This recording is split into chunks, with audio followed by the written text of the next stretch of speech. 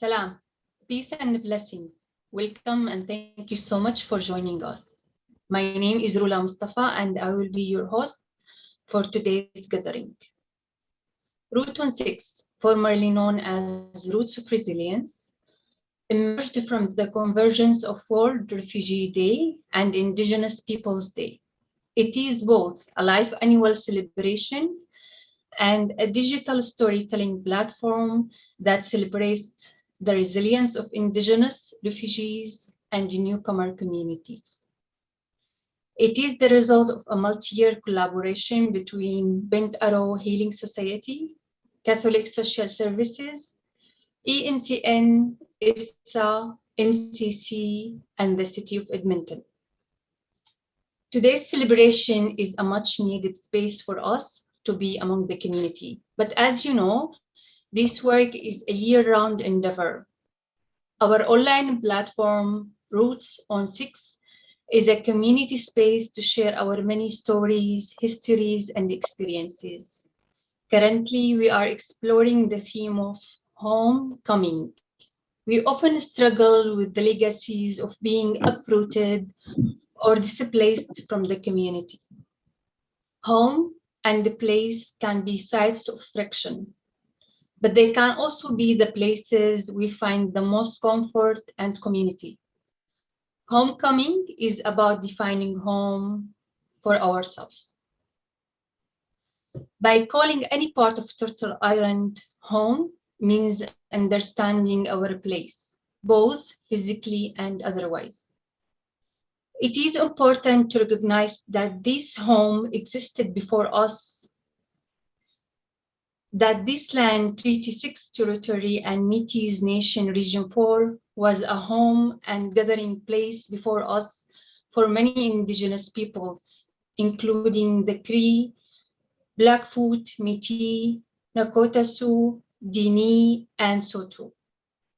We pray for the safety, autonomy, and decolonization of this land and its people.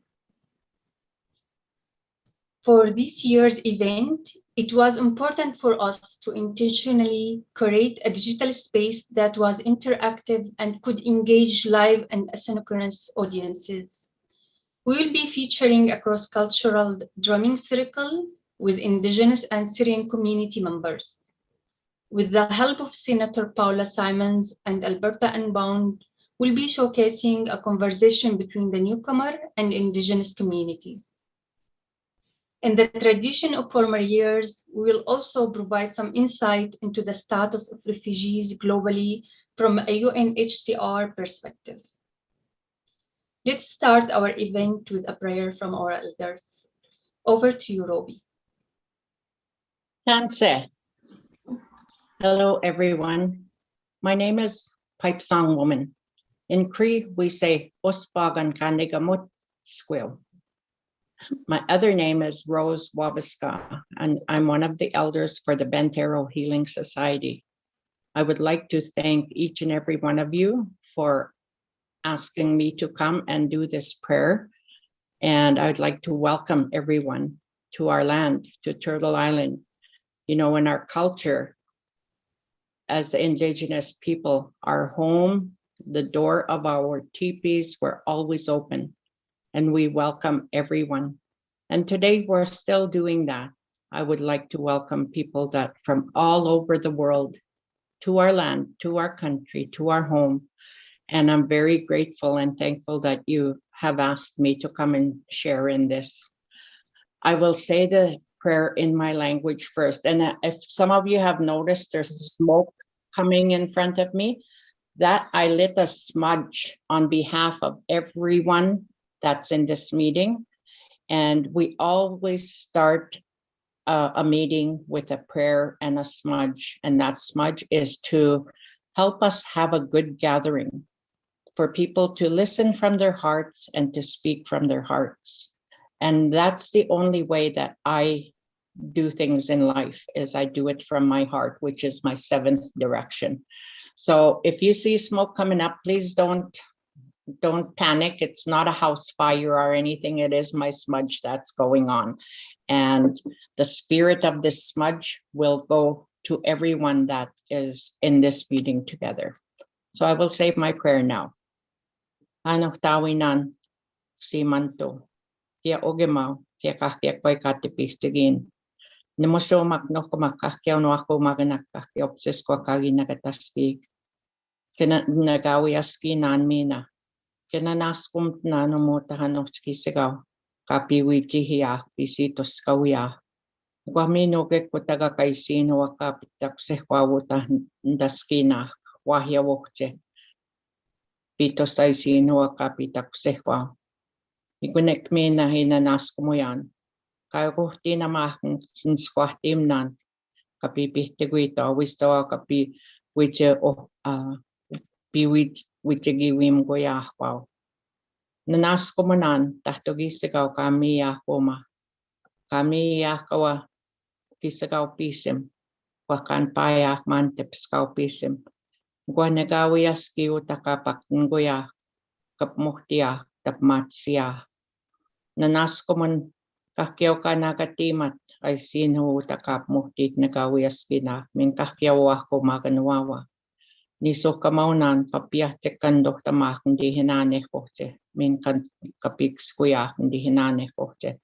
Kaki kasagi to ya imahtaw ako guyo yago sagi tuwin mina kanakatim to.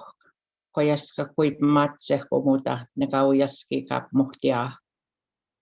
Kamiyawatama kakiay sino kanakatams kawaya kagas agwaskit naya. Creator, grandmothers and grandfathers, Mother Earth, Father Sun, and Grandmother Moon, we give you thanks for giving us another day of life that we can share together as human beings on this Mother Earth. We give you thanks for bringing our neighbors, our brothers and sisters from all over the world to come together in this gathering, to support each other, to talk in a kind and gentle way, to listen from their hearts and to speak from their hearts.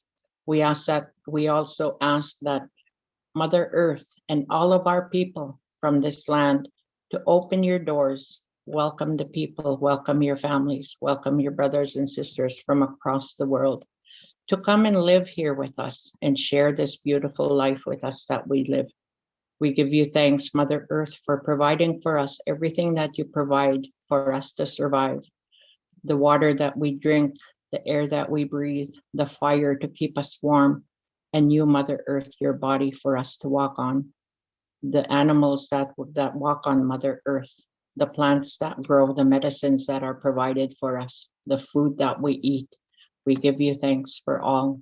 And we share all of this with our brothers and sisters from all over the world that come and choose to live with us. We ask that you walk with us, Creator, and allow us to open our arms, to shake the hands of our brothers and sisters, and to give them the hugs and welcome them into our world, into our land. Hi, all my relations. Hey. Amen. Thank you, Elder Rose. That was really amazing. Ruby, would you like maybe to tell us a little bit about the Elder Rose and anything if you want to mention about the prayer?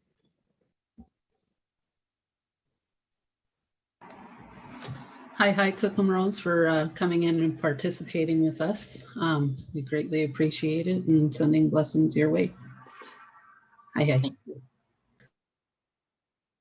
So I will leave and let you have your meeting. I have a sick girl at home that I have to go and tend to.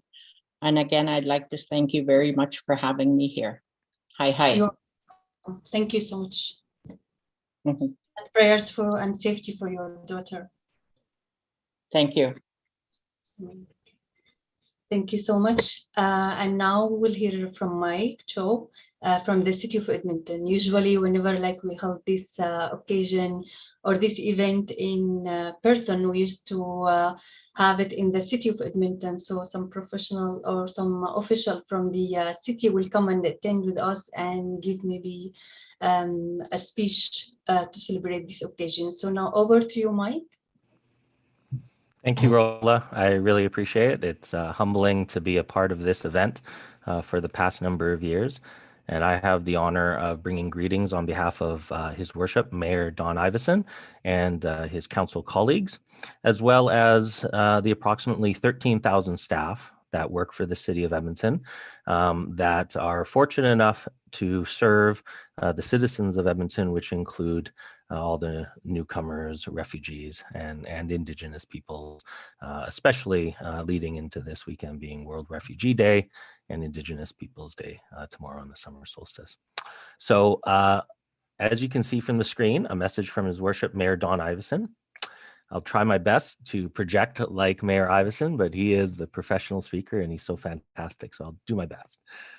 It is vital for the health and vibrancy of our city and our communities that we embrace and celebrate our multicultural backgrounds and acknowledge our complicated history so that together we may create and build a hopeful future.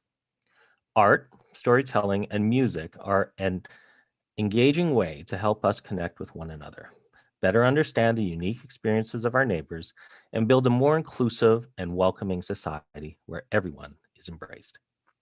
Roots on 6 is an opportunity to celebrate and uplift the stories of refugees, Indigenous people, and newcomers. I, Don Iveson, thank the organizers and sponsors for their creativity and adaptability in bringing this festival to life this year by promoting and supporting the stories of our often unheard communities. You are strengthening our city, making it more uplifting and an inviting place to call home. Best wishes for a safe and enjoyable event. Thank you, Rolla. Back to you. Thank you. Thank you, Mayor Don, for sending the message, and thank you, Mike, for reading it. Thank you. Also, Minister Leila Ayers wanted actually to participate with us in celebrating this World Refugee Day and Indigenous Peoples Day. So she shared a recorded message with us. Let's listen to it.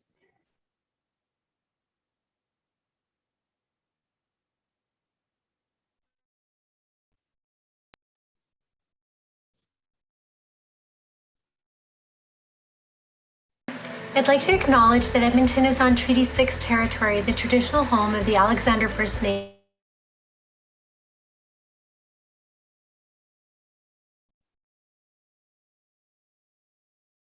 Deep importance to the Métis people of Alberta Region 4. On behalf of the Government of Alberta, thank you for honoring World Refugee Day and National Indigenous Peoples Day. These days help us to appreciate and celebrate the diversity of our beautiful province, and I hope that everyone is able to achieve their dreams here, whether their family has lived on this land for generations or if they just recently arrived in Canada. It is so important to acknowledge that we all share the same dreams, to live safely, to find work, to be able to raise a family, and to be part of community. I want to start by acknowledging the challenges that all refugees face. Depending on where you started from, coming to Alberta may be one of the most difficult journeys you've ever taken. Moving to a new country requires an amazing amount of determination and perseverance and resilience to be able to keep moving forward towards your goals. And sometimes the obstacles seem too large or the path towards success is really unclear. I hope that what this province and this country has provided for you has made your journey worthwhile. The Indigenous peoples in Alberta have walked a very different path, but not one that is any less difficult. Enduring generational trauma and dealing with racism requires enormous resilience. So no matter what path you are walking, it is absolutely imperative that Albertans walk alongside beside you. Collective action makes sure that no one is left behind or forgotten. My thanks to the many hardworking organizations involved in the Roots on 6 interagency collaboration for making today's event come to life. You are all so amazing in helping make Alberta better and a better home for all of us. Thank you.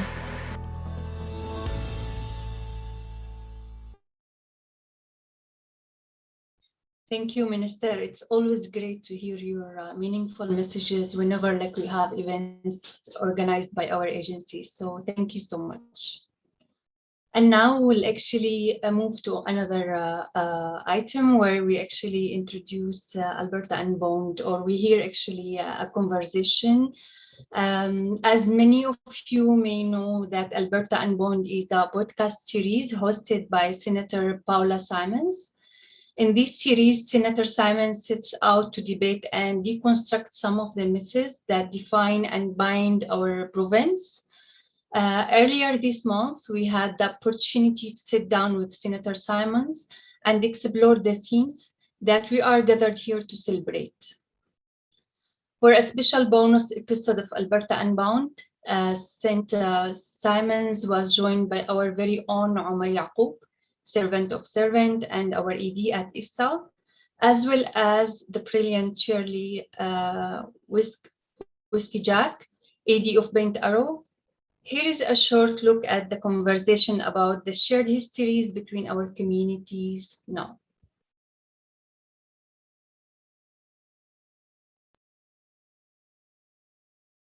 So where do you think those damaging first impressions come from? I think in my own speech on C8, I used a phrase I made up called ambient racism. I don't know if that's a fair term. I mean, is it that hard to pin down, or do you think there are specific experiences that new immigrants and refugees have that give them that impression right off the bat? I'll jump in. One of the things that we learned when we started spending time with newcomers as an organization was if you picture yourself, for example, moving to Toronto, and you have friends in Toronto, your friends in Toronto are going to tell you where the good schools are, where the affordable sort of neighborhoods are if you're going to concentrate on buying a home, where's the best place to get the farmers markets or produce, whatever. Like, you're going to be telling your friends all of the things you know about the place that you call home. And the newcomers that are coming here, we're often hearing some of those narratives and pieces of advice from their people in their own community, and they were told that when they came here. Then I think media, policies, and just sort of being observant, you see that media, that narrative gets fed by things that you see in the media, by the way you see people being treated in general. And so it starts with your own community, and it's all well-intentioned because you're trying to help these people have a good settlement experience. But then it gets fed by the way you see society treating Indigenous people, and it just affirms those narratives for people. And in spending time with newcomers who are coming here in all kinds of ways, we are able to sort of dispel those narratives and see how much common ground we have in our worldviews. And so this bill being passed just affirms that from the time they become citizens of this country, and it just will carry on as they go forward because they made that oath. Omar, how would you respond to what Charles just said? Yeah, I would agree wholeheartedly with that. I wonder about what you were saying about, is it ambient racism? In software, they often talk about things being bugs or things being features. And I wonder if it's a feature of our colonial society that we have this type of racism built in, right? It's part of the origin story of how we got here. And how do we work to really address that in a systematic way, right? Because if we say this is just an unintentional consequence, it's not something that's deeply built into the way we do things, it almost gives us a pass. But if we start to say, hey, racism is actually a functional consequence that was intentional in the way we built things, then we actually have to change the way we see things and say, oh, how do we right systems? How do we compensate for past injustices? Because our system was built to do this very thing.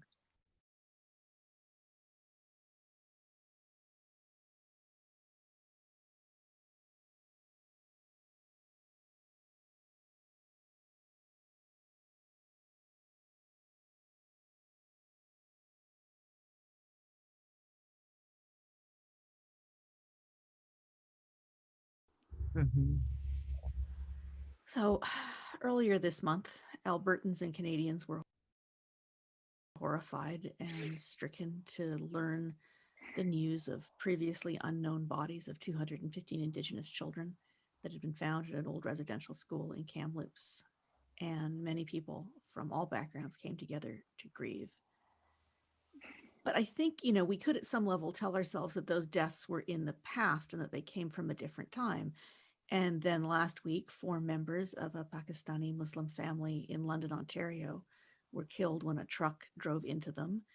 And Canadians were again horrified and stricken when police alleged that this had been a deliberate hate crime. People came together again to grieve.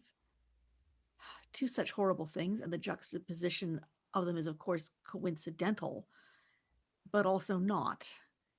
And I wonder, what do you think those 2 losses together tell us about the foundations of our country? I mean, what do they call us?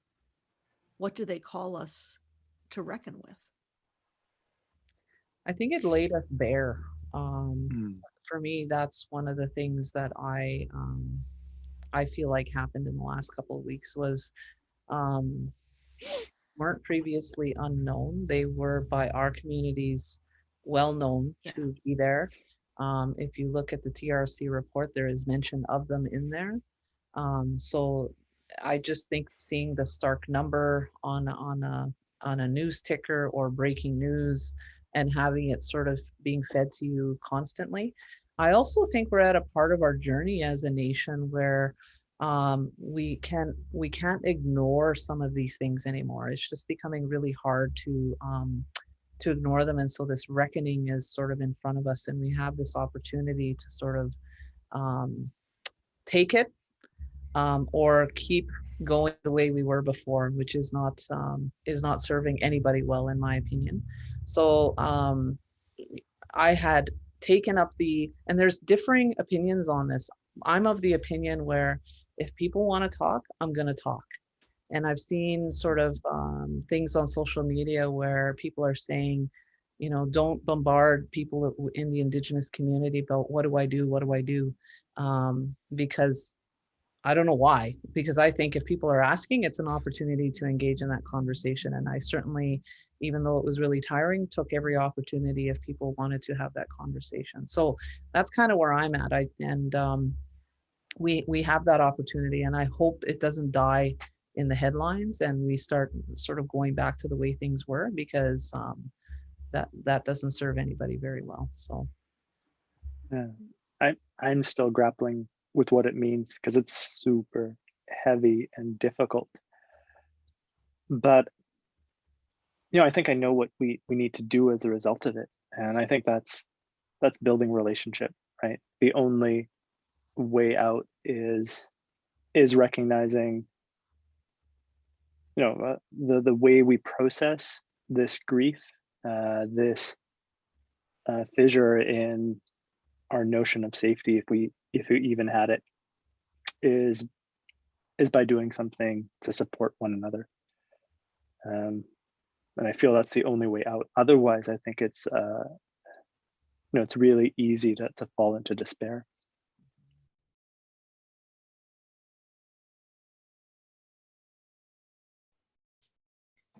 Thank you so much, Senator Salmon, for granting us the opportunity to have this special episode. If you want to watch the full episode, you can actually go to the Alberta Unbound website, and I think we'll also be sharing it on YouTube if you want to access the full episode. As World Refugee Day, or as we celebrate actually the World Refugee Day and the Indigenous People Day, we are kind of like highlighting the plight of the 2 communities, but also we want to highlight the resilience and success of these communities too. For this reason, we'll be hearing actually a story of success and resilience. Aisha will be actually reading a story of one of the refugees that arrived in the middle of the pandemic last year, and she made it through it with, let's say, a great success. Over to you, Aisha. Thank you, Rola. Please note that some of the details of this story has been changed to protect the anonymity of the individual. And this is the story of Hawa. So before coming to Canada, Hawa lived in Somalia with her close and extended family. She later went to Mozambique as a refugee with her brother, his kids, and her cousins. She recounts the experience of being a visible minority in a place that didn't accept her. Although it was her home, it wasn't safe for her because of xenophobia. But in Hawu's word, we survive and we have to keep moving forward. Hawu moved to Edmonton in March of 2020 along with her sister. They arrived at the start of the pandemic and went into isolation, expecting everything to end in under a month. Like many of us, they were surprised when we went into the lockdown and had to learn to quickly adapt. It was difficult learning how to be part of the community while in isolation. She recalls the experience of her first winter here in Canada, which she would have been challenging without the added pressure of the pandemic. Working on her mental well-being, keeping in touch with family and friends virtually, and relying on faith helped her to feel at peace while navigating all of these transitions. After arriving, Hawu reached out to EMCN and IFSSA and was connected with a number of supports that helped her to settle here. She received a lot of support from both agencies and says that it helped her feel less alone. She enrolled in ESL courses at EMCN that helped her adjust to the culture, language, and the traditions of this place. Through EMCN, she also joined a 5-day employment readiness program that helped prepare her for her workforce. After completing the program, IFSSA set her up with a mock interview, but she was so well prepared that her employer hired her. She's been working for a few months now, and slowly but surely, this place has begun to feel like home. Thank you. Back to Rola. Thank you, Aisha, so much. And now we'll actually hear from Suzanne Frank and about the state of refugees worldwide and the state of settlement. Suzanne, let's start with you. Hello, everyone. I'd like to start by thanking Mennonite Central Committee for sharing this PowerPoint that will give us some insights into the world of that we live in and the refugee situation. It has been 70 years since the UNHCR, that's the United Nations High Commission on Refugees, came into being to support our world in tracking and supporting the ever-evolving refugee situation. So the UNHCR came into being in 1951, and they give statistical updates periodically. The most recent just came out, I think, yesterday, and if you'd like, you can check that in Visualizing 70 Years of Refugee Journeys in an Al Jazeera article. So I'm going to use some of those statistics, but also 2019 statistics. At least 82.4 million people around the world have been forced to flee their homes. Among them are nearly 30 million refugees, around half of whom are under the age of 18. And this is the most we've seen since the end of World War II.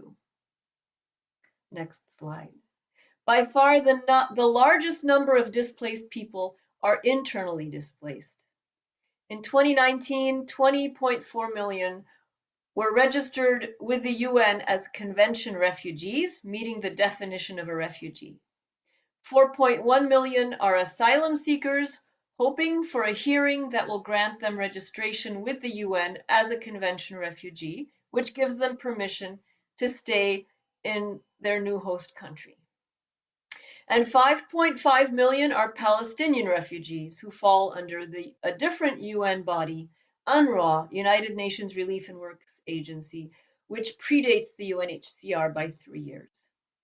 Palestinians are in their 3rd and 4th generation of living in refugee camps within occupied territories and in Jordan and in Lebanon, and all are stateless. Next slide. This is just an example of the situation that many countries face. So South Sudan continues to be a situation that greatly impacts the surrounding countries. Of the 2.47 million South Sudanese refugees, almost all of them are in surrounding countries and not internally displaced. And these numbers do not include asylum seekers. So you can see from this map that they go to Sudan, North, Ethiopia, Uganda, Kenya, and the Democratic Republic of the Congo. Next slide. These 9 refugee populations make up roughly 15 million of the 20.4 million refugees under UNHCR mandate. Syrians are now the largest group of refugees, 6.6 million as of June 2019, with another 7.6 million internally displaced. And from this recent article, I learned that 134,000 left Syria in 2020. So the flight still continues.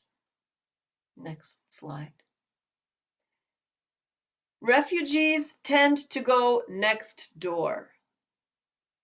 With the exception of Germany, all the countries in the 12 major host countries are on this list are next door to a refugee source country. A country in the developing world has finally joined the top 10 host countries, and that's Germany. This is partly due to the fact that Germany has begun to make headway on dealing with asylum claims, so people have moved from the asylum category to the refugee category. Bangladesh has increased because of the Rohingya crisis. Note that some major refugee-producing countries are also host countries, so the Democratic Republic of Congo and Sudan. Next slide. This slide just helps us to remember the desperation of people looking for safety. This happens far too often in the Mediterranean, people cramming on boats and not all of them making it to shore on the other side. Next slide.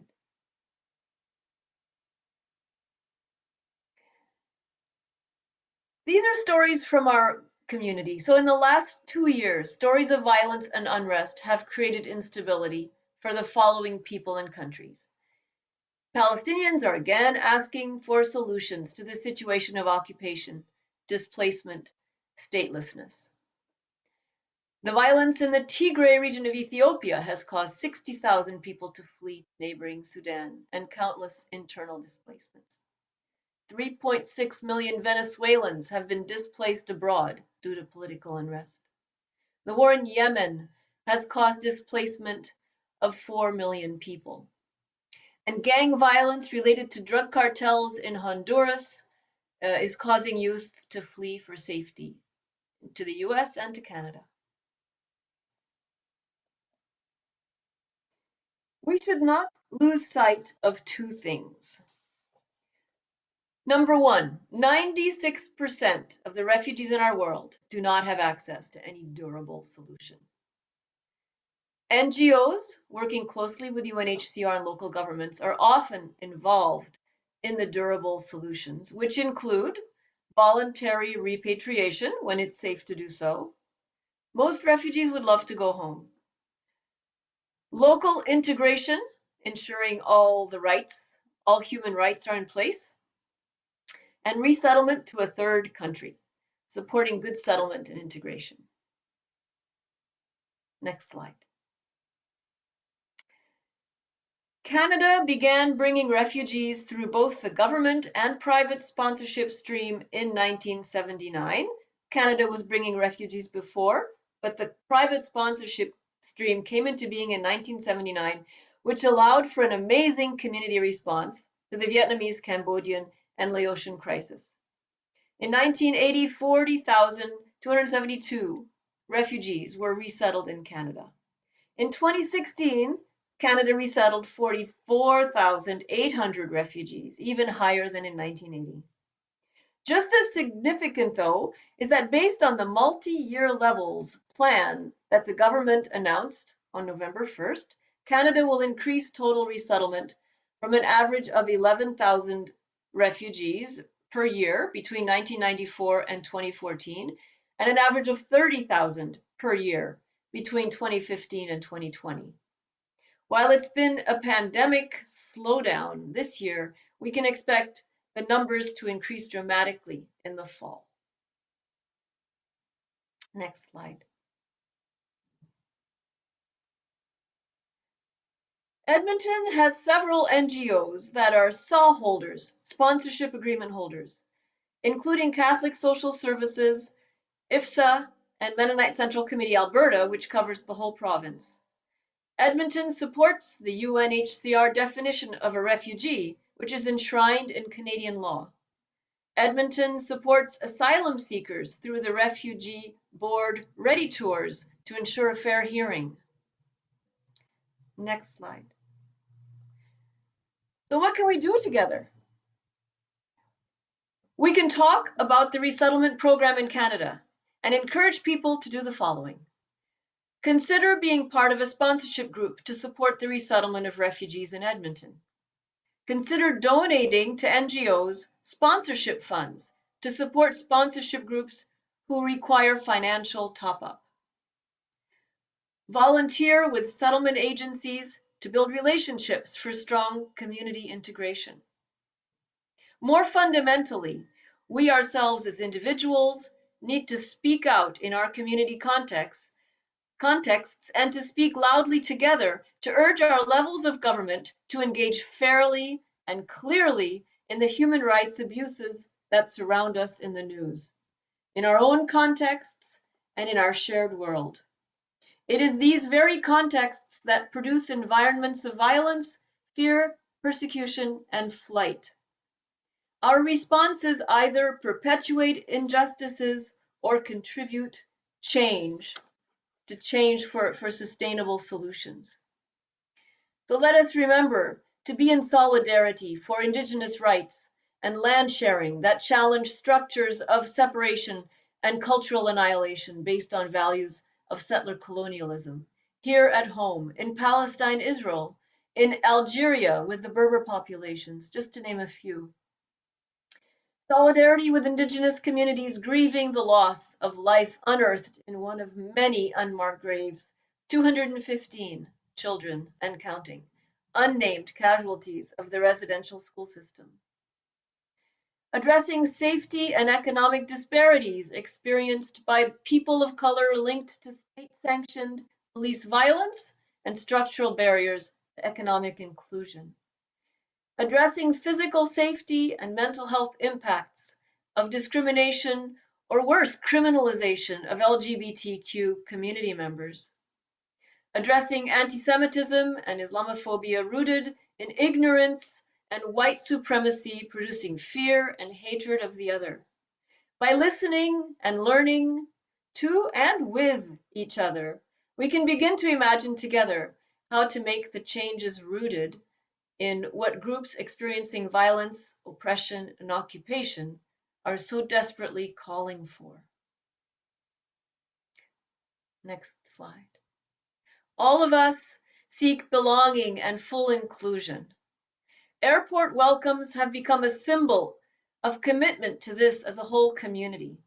May we all join in creating spaces of belonging to prevent violence, conflict, and oppression, and to build a world of people who know how to make room for all of our wonderful diversities in the name of the values of peace and shared abundance. And now I would like to invite Frank Basai and Rola Mustafa to share stories closer to home, stories that are part of our local fabric through our Edmonton agencies. Frank will share about refugees coming through Catholic Social Services from Honduras, and Rola will share about IFSSA's role in refugee resettlement and the current situation in Yemen. Thank you, Suzanne. And thank you everyone for joining us today. I'm here, I just lost my screen. Oh, lost my screen for a second. So my name is Frank Basai. I work for the Immigration and Settlement Service of Catholic Social Services. Mi nombre es Franco Basai, trabajo por el Servicio de Establecimiento de Inmigración para Servicios Sociales Católicos aquí en Edmonton. And one of the larger bits of the work that we do is to manage the refugees who come to Edmonton as government-assisted refugees. And in recent months, we've noticed that there are an increasing number of people who are coming to Edmonton from the countries of Honduras, El Salvador, and Guatemala. And part of why I want to bring this situation to light is that the convention refugee classification is not something that is attainable by many people who are fleeing in fear of their lives and who are typically classified as economic migrants. So throughout Central America, particularly in the countries of Honduras, El Salvador, and Guatemala, there are thousands of people who are compelled to flee their countries in fear for their lives. Typically, these are individuals who are, in one way or another, have had terrifying interactions with local drug gangs responsible for the delivery of illicit drugs through these countries on their way to the black market in the United States and also in Canada. And these people have suffered all forms of abuse, extortion, and harassment in their countries of origin. All of them seek and dream of a better life in North America, and all of them must risk their lives to pass illegally through Mexico in order to reach the border with the United States of America. And to journey through Mexico as an illegal migrant is one of the most dangerous journeys that can be made in our hemisphere. Countless people are exploited in every way imaginable as they journey through Mexico with no rights, no protection, and no social assistance. Refugee clients of CSS who have had the fortune to arrive here in Edmonton after having undertaken this journey have had to endure all manner of trauma and exploitation, victims to the merciless whims of human traffickers who take everything they can from these people in exchange for passage to the coveted US border, where they may risk their lives to enter the USA illegally, and in many cases may only be returned to their country of origin. The Mexican government estimates that there are approximately 70,000 people who are waiting at the US-Mexican border. And those are only the ones who are counted. There are thousands and thousands more, and there are thousands and thousands more who are on their way making that journey right now. And these people, as I said, are typically classified as economic migrants, but their journey is that of a refugee. And only some of them may be classified with that status by the refugee agency of the UNHCR. Few of them will have the fortune to gain entrance to Fortress North America. Many will die, and all of them will experience trauma and exploitation of the very, very worst kind. So I'm compelled to acknowledge the journey of these people and address my fellow citizens of the City of Edmonton to extend our solidarity and our prayers to these people who are really struggling to try to find a better life. And that's what we all want. Thank you very much. Back to you, Rola. Thank you, Susan and Frank. As for IFSSA, actually, as many of you may know, we are sponsorship agreement holders, so we can actually sponsor refugees through 3 programs. The first one is the private sponsorship, where co-sponsors apply to sponsor their loved ones through IFSSA. We usually open the application once in a year. So if anyone have their loved ones qualify as refugees, as identified, or as actually per the definition of UNHCR, they can always apply to IFSSA if they meet the criteria also as co-sponsors. Also, IFSSA is actually involved in another program, which is blended visa office referral, which is also known as Sponsor the Strangers program. As we sponsor families that we don't know personally, but we know that they are referred by UNHCR due to their needs to be resettled. Under this program, we commit to providing 6 months of financial support and 12 months of settlement support. Actually, one of those families is the lady we just listened to her story. In 2019, we sponsored 10 families, 28 people through this program. The BVR program is still on hold since the pandemic hit. We hope that it can be resumed soon so we can be privileged again to support those who are most in need for resettlement.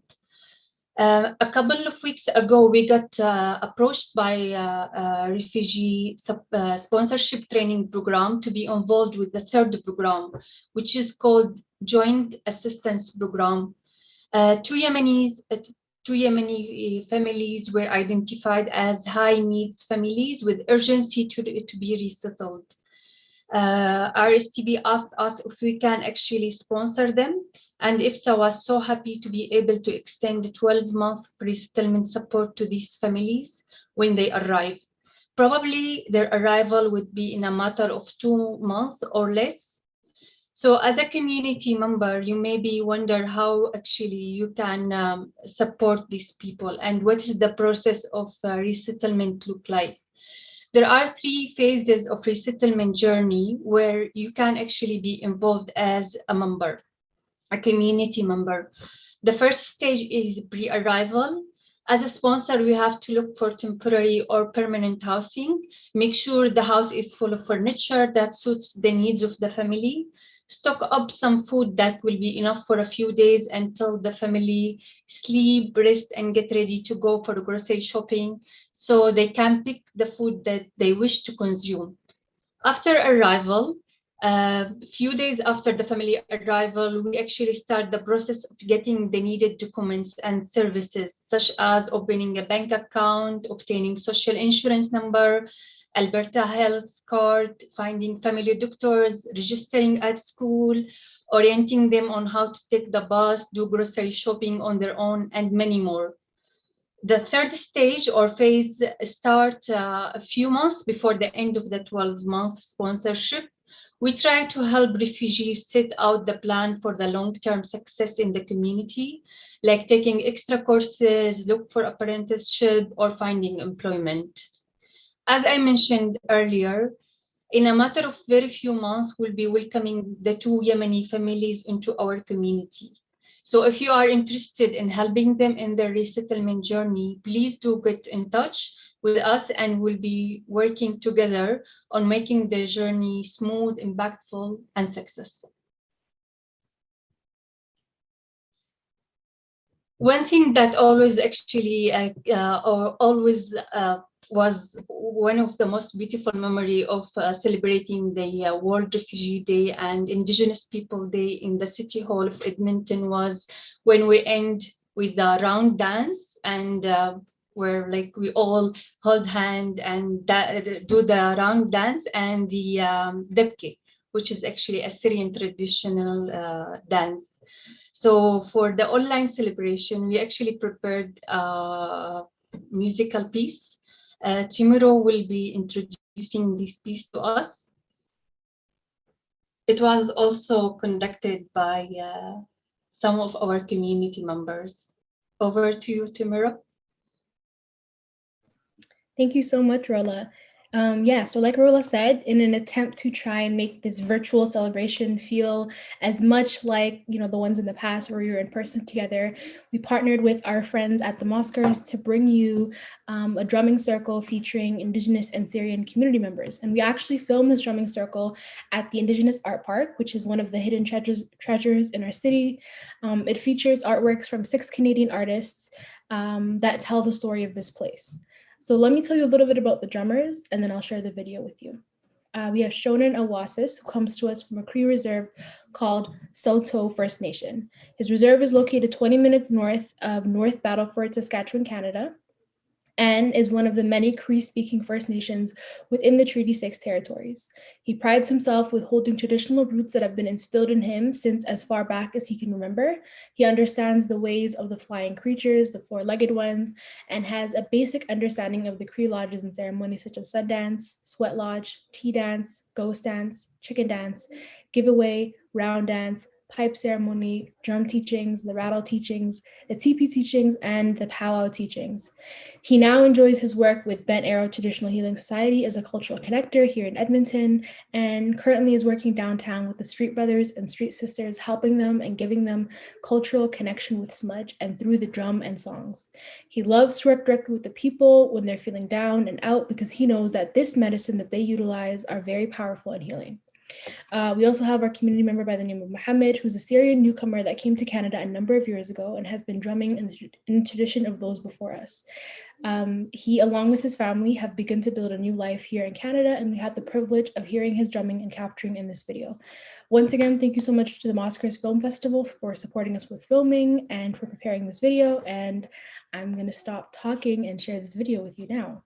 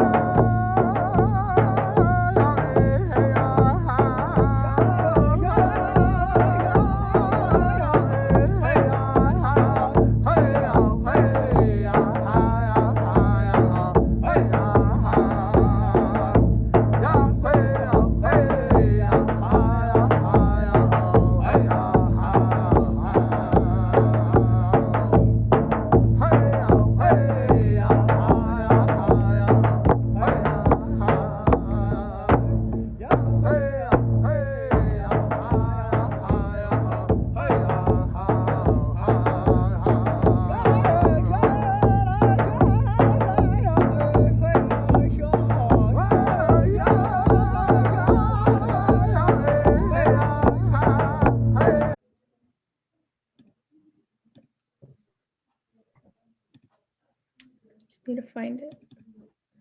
Okay.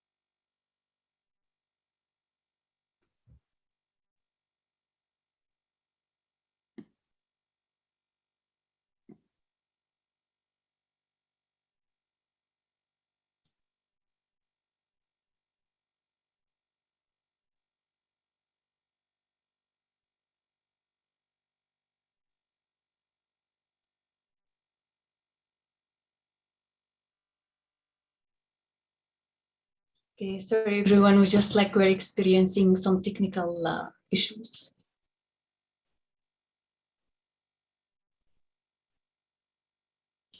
Probably we will end the day or the event with the drumming.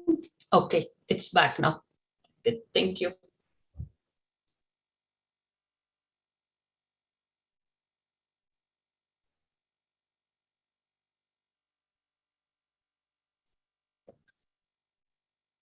Probably we can't hear the music, Timur. If you can just maybe play a little bit with the audio.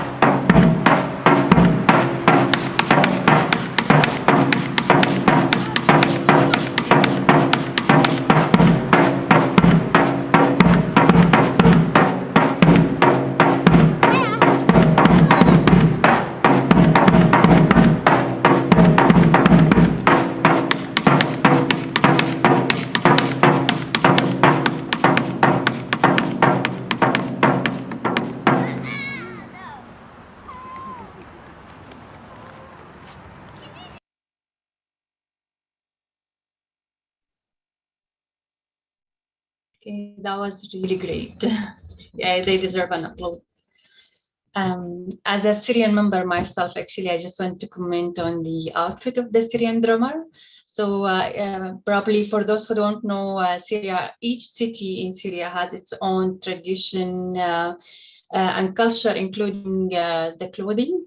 So the clothes that he was wearing, this beautiful outfit, is from Damascus. It's a Damascene outfit. We also, it has been actually not.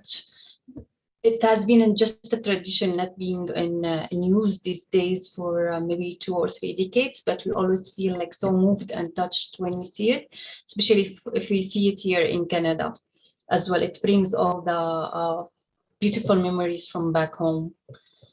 Thank you so much, everyone, for tuning in today. So this brings us to the end of the event today. We started this hour by beautiful prayer from our elders. Then we heard the mayor's message. After that, we listened to a special episode of Alberta Unbound by Senator Paula Simons. And then we heard an inspiring story by a brave woman who made it to Edmonton by her own. She worked very hard to succeed in a very short and exceptional time during the pandemic. Then Frank, Susan, and myself highlighted some update on the state of refugees and state of settlement in Edmonton. We concluded with an Indigenous and Syrian community members performing beautiful music at the art park. As mentioned at the beginning of this event, the online platform Roots Zone 6 is a one-year-round community space to share our many stories, histories, and experiences. Please log in at rooton6.ca to read, listen, or take part in the event. Thank you so much again, and have a nice and beautiful Sunday. Thank you.